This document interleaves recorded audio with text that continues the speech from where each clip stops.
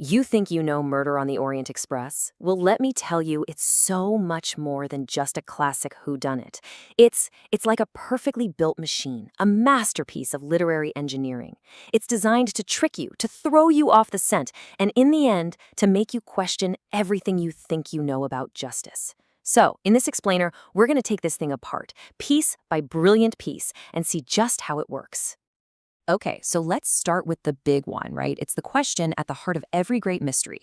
How do you pull off the perfect murder? You know, the kind that's completely untraceable, totally unsolvable, a real work of art.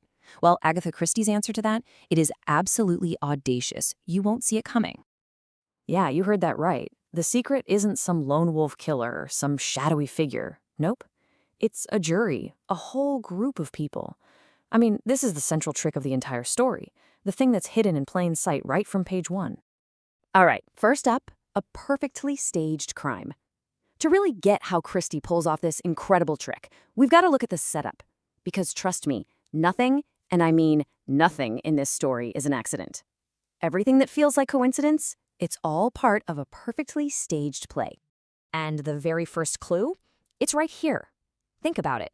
It's the dead of winter, totally the off-season for travel, and yet the famous Orient Express is completely full? That's not just bad luck for our detective, Poirot. No way. It's the first little alarm bell telling us something is very, very wrong here. So, on the surface, what do we see? A simple coincidence? A train packed with a bunch of random strangers? But what's really going on underneath? It's a meticulously crafted plan. And those strangers? They're actually a hand-picked jury who know each other better than anyone suspects.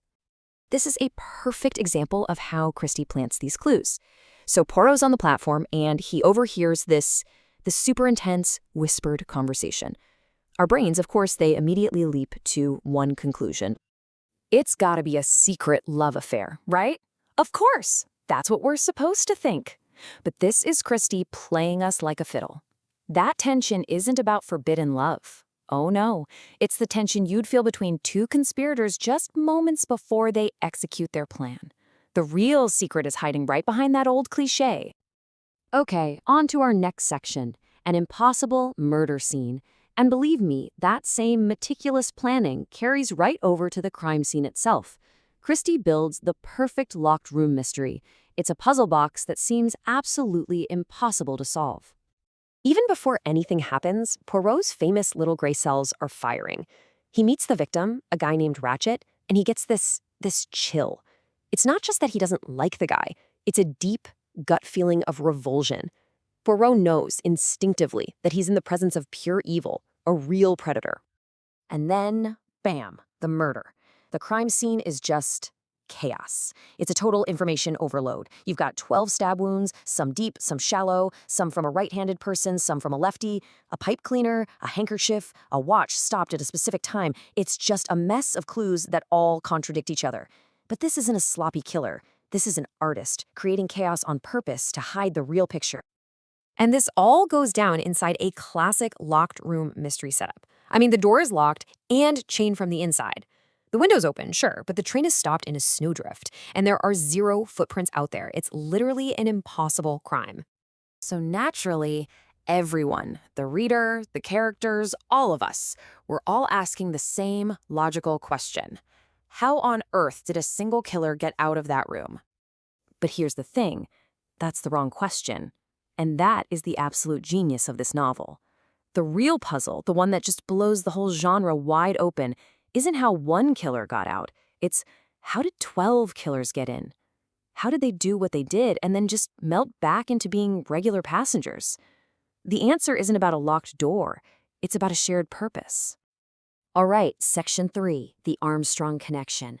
This is it. The entire massive conspiracy, the whole house of cards, it all hinges on one tiny piece of evidence that was almost completely destroyed. This is the moment everything changes. And watching Poirot figure this out is just fantastic. It's pure old-school detective magic. He finds this tiny fragment of a burnt note, and with a wireframe from a woman's hatbox and a little spirit lamp, he does this incredibly clever thing. He uses the heat to reveal the words written on it, words that were basically ash. And the words he finds? Remember little Daisy Armstrong. Just that. But with that one phrase, the whole story flips on its head. This isn't about some shady businessman getting what he deserved anymore. This is a story of tragedy, about a horrific crime from years ago that shattered an entire family. And suddenly, it all clicks into place. The motive is crystal clear. The victim, Ratchet, that wasn't his real name. He was a man named Cassetti, and Cassetti was the monster who kidnapped and murdered a little girl, Daisy Armstrong. He walked free from the law, but his actions caused this ripple effect of death and heartbreak that ruined so many lives. Which brings us to the big finale. Section 4, 2 solutions, 1 dilemma.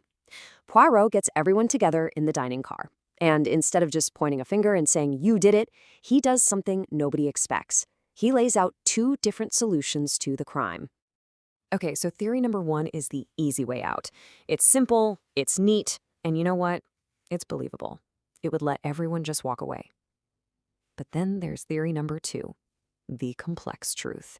It's wild, it's unbelievable, but it's also kind of beautiful.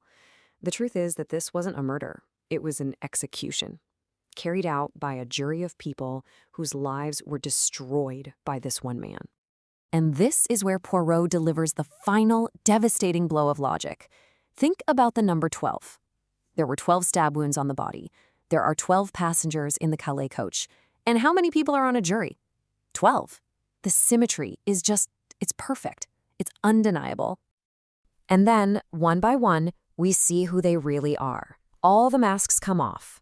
That loud, annoying American tourist, Mrs. Hubbard, turns out she's Linda Arden, a famous actress, and Daisy Armstrong's grandmother, the one who planned the whole thing.